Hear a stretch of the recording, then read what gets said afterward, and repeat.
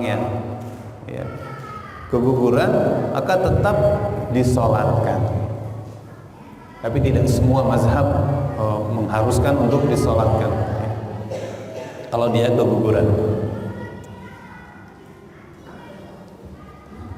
Setelah ditiupkan, Bapak Ibu rahimakumullah, kita ditiupkan ruh kita itu di usia 120 hari, fayu'maru bi arba'i kalimat.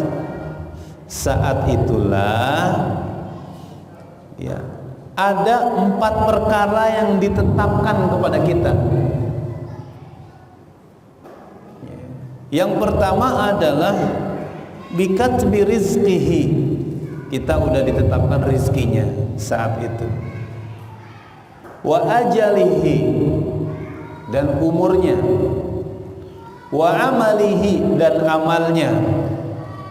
Wa syaqiyun am sa'idun. Yang keempat, apakah nanti kita tergolong orang yang rugi atau orang yang selamat.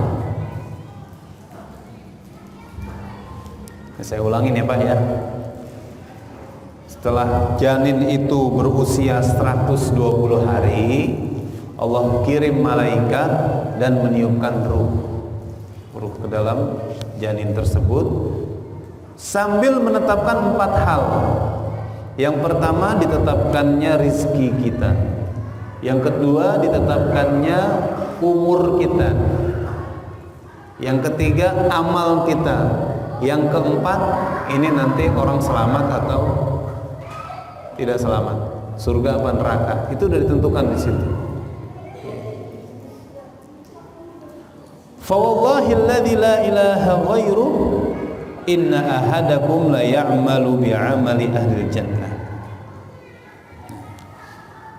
Dan demi Allah yang tidak ada Tuhan selainnya, sesungguhnya ada di antara kalian yang melakukan perbuatan ahli surga. Ini orang melakukan perbuatan ahli surga, hatta ma yakunu bainahu wa bainaha illa dhira, sehingga saking dia istiqomahnya melakukan amal-amal ahli surga, surga itu udah di depan mata Pak. Illa dhira, antara dia dengan surga itu tinggal 1 jengkal aja. Surga udah di depan mata. Akan tetapi fayasbiqu alaihil kitab, akan tetapi ada ketetapan sebelumnya bahwa ia akan dimasukkan ke dalam neraka. Fayamalu bi'amali ahlin nar fayadkhuluha. Kemudian di ujung hidupnya dia beramal amal ahli neraka sehingga dia masuk ke neraka. Padahal tadi hadisnya sudah menjelaskan antara dia dengan surga itu sudah tinggal 1 jengkal lagi. Tapi gara-gara kesalahan dia beramal melakukan perbuatan ahli neraka, akhirnya akhir hidupnya menjadi su'ul khatimah. Ada yang kayak gitu. Wa inna ahadakum la ya'malu bi'amali ahlin nar.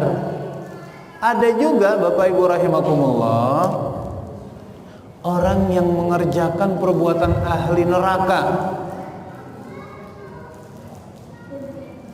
Umurnya, hidupnya itu dihabiskan untuk dosa dan maksiat. Tapi ya, seakan-akan neraka itu udah di depan muka dia. Tapi di akhir hayatnya dia melakukan amal ahli surga, fayadkhuluha, maka dia masuk surga. Ini hadisnya ngeri ini Pak, ngeri-ngeri sedap ya. Kalau kita baca, kalau saya baca begini saja, mungkin kalau gitu ngapain saya sholat? Orang nggak ada jaminannya nanti saya masuk surga kan? Jangan-jangan nanti orang yang sering judi tiba-tiba nanti di akhir hayatnya dia taubat dan masuk surga. Giliran saya setiap hari udah sholat, giliran di akhir hayat saya nanti belum ada jaminan masuk surga. Maka dalam memahami hadis ini tidak boleh dengan pemahaman kita. Kita harus melihat pemahaman para ulama. Apa maksud dari hadis tadi?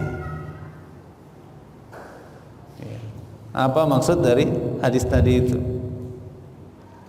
Nah, tadi kita sudah memulai dengan bagaimana proses kejadian manusia.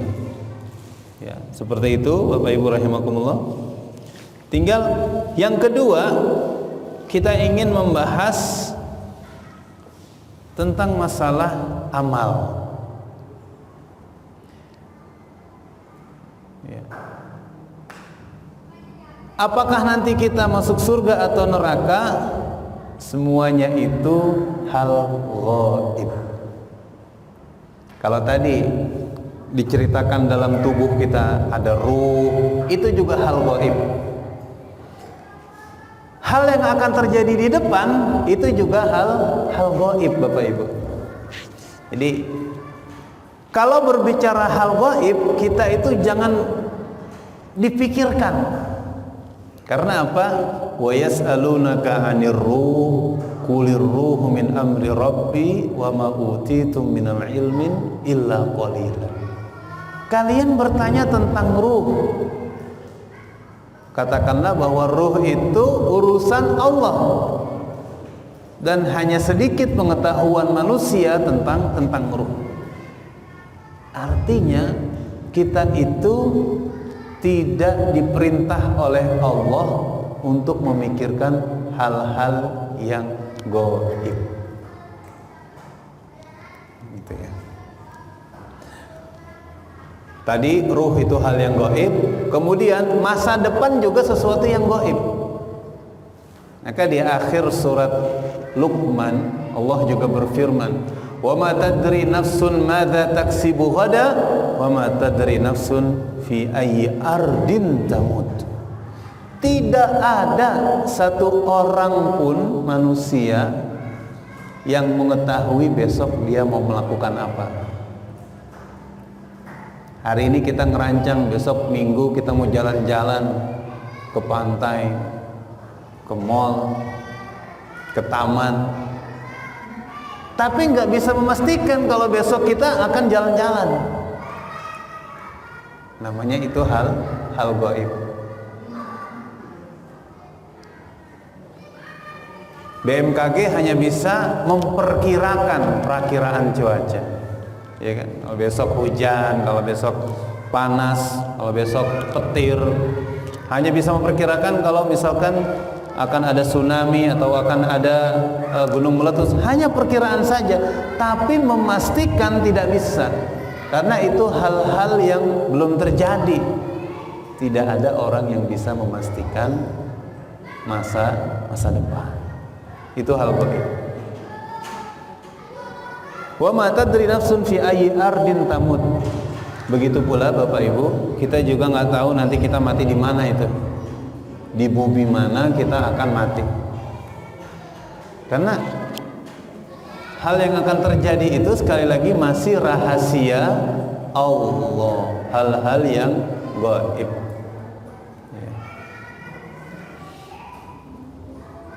Nah, tentang hal yang gaib ini, Bapak Ibu rahimakumullah, maka konsep dalam Islam itu kita tidak boleh memusingkan diri kita, terlalu banyak mengorek-ngorek hal yang gaib, nggak boleh.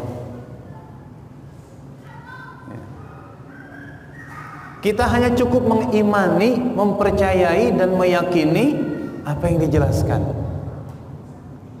Namun informasi tentang hal-hal yang gaib harus dari sumber yang sahih. Gitu. Kan tadi apa? Hal gaib itu nggak ada yang tahu, Pak. Suatu yang nggak bisa dikarang-karang. Maka informasi tentang hal gaib itu harus kita dapatkan dari sumber yang sahih. Maka dalam Islam membicarakan hal yang gaib itu skupnya kecil.